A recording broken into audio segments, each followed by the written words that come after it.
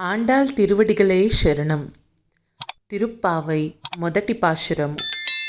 ஓம் மார்கழித் திங்கள் மதி நிறைந்த நன்னாளாள் நீராடப் போதுவீர் பொதுமினோ நீரிசையீர் சீர்மல்கும் ஆயிப்பாடிச் செல்வச் சிறுமீர்காள் கூர்வேல் கொடுந்தொசிலன் நந்த கோபன் குமரன் ஏரார் நந்தக்கண்ணி யசோதை இளஞ்சிங்கம் கார்மேனிச் சங்கண் கதிர்மதியம்போல் முகத்தான் நாராயணனே நமக்கே பறை தருவான் பாரோர் புகழப் படிந்தேலோரெம்பாவாய்.